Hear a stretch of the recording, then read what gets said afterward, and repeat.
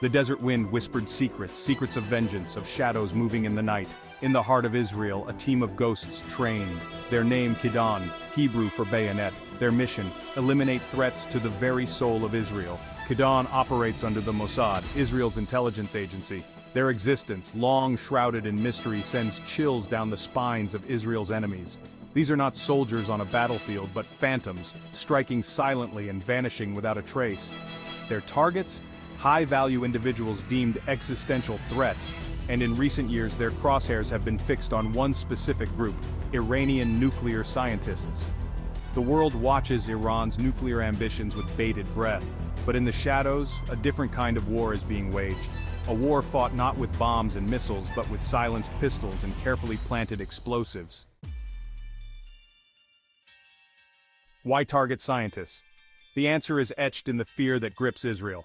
A nuclear-armed Iran is considered an existential threat, a nightmare scenario that keeps Israeli leaders up at night. Iran insists its nuclear program is for peaceful purposes, but Israel believes otherwise. They see a regime chanting death to Israel, a regime that sponsors terrorist groups across the Middle East. The thought of such a regime possessing nuclear weapons is unbearable. The specter of a second Holocaust, this time inflicted by a nuclear attack, haunts the Israeli psyche. For Israel, it is a race against time, a race to prevent Tehran from acquiring the ultimate weapon. And in this high-stakes game, Kidon has become Israel's weapon of choice. The assassinations began over a decade ago. Each operation bore the hallmarks of Kidon meticulous planning, flawless execution, and a clean getaway. One of the most daring attacks targeted Mohsen Fakhrizadeh, considered the father of Iran's nuclear program. In broad daylight, on a highway outside Tehran, a team of assassins struck. Fakhrizadeh was dead, his car riddled with bullets. Another operation saw a bomb magnetically attached to the car of Masoud Ali Mohammadi, a physicist working on Iran's nuclear program. The explosion rocked the streets of Tehran, a chilling reminder of the unseen hand targeting Iran's nuclear ambitions. These are just two examples in a long line of assassinations and mysterious deaths. Each operation sends shockwaves through Iran's scientific community, spreading fear and paranoia. Section 4. The price of progress. The impact of these operations is undeniable.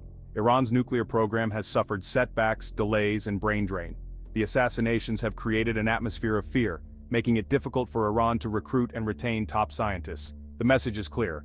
Working on the nuclear program is a death sentence. Some scientists have fled Iran seeking refuge in countries where they believe they will be safe. But the price of these covert operations extends far beyond the immediate impact on Iran's nuclear program. The assassinations have fueled tensions between Israel and Iran, pushing the two countries closer to the brink of war. They have also sparked international condemnation, with many countries criticizing Israel's extrajudicial killings. Section 5. Shifting sands, the global chessboard. The covert war being waged against Iran's nuclear program is a dangerous game with global implications. It highlights the high stakes involved in the pursuit of nuclear weapons, and the lengths to which some countries will go to prevent their proliferation. The assassinations have also exposed the limitations of traditional diplomacy in dealing with rogue states. When dialogue fails, and the threat is deemed existential, some countries may resort to covert actions to protect their interests. However, these actions come at a cost. They undermine international law, erode trust between nations, and risk escalating conflicts. The use of targeted killings also raises serious ethical and moral questions. Section 6. An uncertain future. As Iran continues to enrich uranium and inch closer to acquiring nuclear weapons capability, the world watches with bated breath.